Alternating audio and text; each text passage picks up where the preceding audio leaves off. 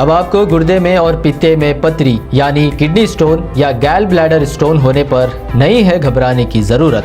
शहर हैदराबाद में सालों से इस इलाज के लिए खानदानी सिलसिले से चला आ रहा है भरोसेमंद नाम RS यूनानी फार्मेसी।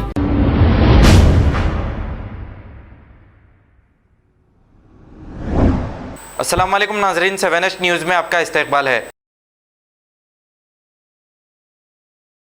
अस्सलामु अलैकुम वरहमतुल्लाहि वबरकातुहू। मैं अभी महमूद मदनी का बयान पढ़ रहा था जिसमें वो कह रहे थे कि शिवाजी महाराज औरंगज़ेब रहमतुल्लाह अलैह से ज़्यादा बेहतर बादशाह थे। मैं 10 आउट ऑफ 10 10 में से 10 शिवाजी महाराज को दूंगा, वो कह रहे थे।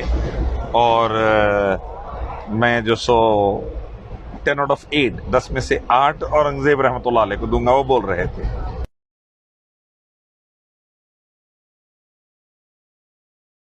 मैं इसके ऊपर चंद बातें कहना चाहता हूँ। सफ़र में हूँ, ट्रेन में, तो थोड़ा सा आवाज़ का मसला रहा तो बुरा ना मानिए। पहली बात, शिवाजी महाराज और औरंगज़ेब का कोई कंपैरिजन करना ही गलत है। औरंगज़ेब रहमतुल्लाह अलैह अफ़गानिस्तान के बॉर्डर से लेकर श्रीलंका तक हिंदुस्तान के बादशाह थे 50 सालों तक अल्हम्दुलिल्लाह। शिवाजी महाराज महाराष्ट्र के एक छोटे से हिस्से पर हुकूमत करते थे। दोनों का कंपैरिजन ही गलत है। दोनों को कंपेयर करना गोया ऐसा है जैसा मनमोहन सिंह और मोदी जी को कंपेयर कर दिए या अमेरिका और अफ्रीका को कंपेयर कर दिए, तो दोनों का कंपैरिजन ही गलत है। फिर भी मैं महमूद मदनी के थोड़ा सा एजुकेशन में इजाफा कर दूं। औरंगज़ेब रहमतुल्लाह अलैह जब बादशाह थे तो इंडिया की, भारत की GDP 73% of the total world की थी, यानी पूरे वर्ल्ड का 73% GDP भारत का था। माशाअल्लाह, इतना ज़्यादा भारत रिच था अल्हम्दुलिल्लाह हमारा भारत। दूसरा ये कि औरंगज़ेब रहमतुल्लाह अलैह के दौर में अल्लाह के करम से पूरे हिंदुस्तान में मसाजिद के लिए और दूसरे इबादत गाहों के लिए गवर्नमेंट की तरफ से हेल्प दी जाती थी, तमाम लोगों को साथ लेकर चलने के लिए। कोई उन्होंने ये नहीं कहा कि मैं मुस्लिम राजा हूँ तो हिंदुओं की मदद नहीं करूँगा, नहीं, वो सबकी मदद करके एक साथ लेके चलते थे। तीसरा मैं ये कहना चाहता हूँ कि औरंगज़ेब रहमतुल्लाह अलैह के दौर में, आज भी आप आर्कियोलॉजिकल सर्वे ऑफ इंडिया की रिपोर्ट पढ़ लीजिए, कई गैर मुस्लिम बड़े बड़े लीडरों को, बादशाहों को और मजहबी घरानों को फंड्स दिए जाते थे पेंशन के तौर पर। मुसलमानों को दिए जाते थे तो गैर मुस्लिम भाइयों को भी दिए जाते थे। ये औरंगज़ेब रहमतुल्लाह अलैह की और एक खूबी थी।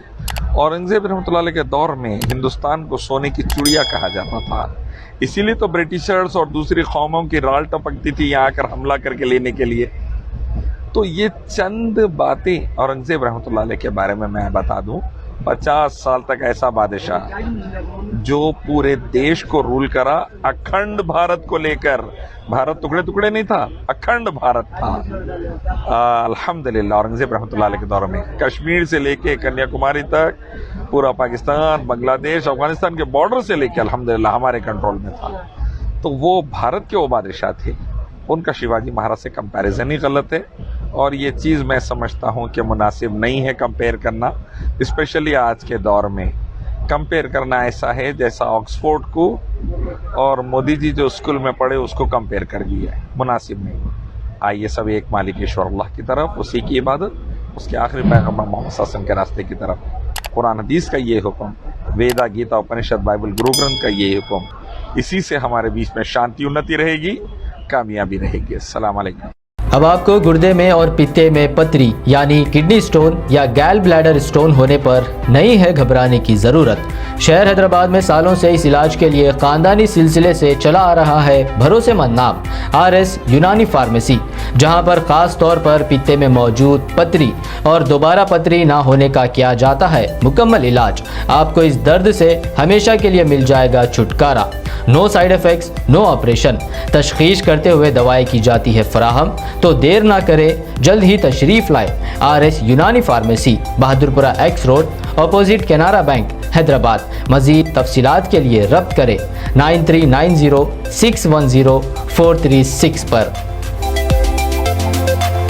खबर है शहर की, खबर है गाँव की, खबर है सारी दुनिया की। 7H न्यूज़ पसंद आए तो लाइक कीजिए, शेयर कीजिए और सब्सक्राइब करना ना भूलें। 7H news.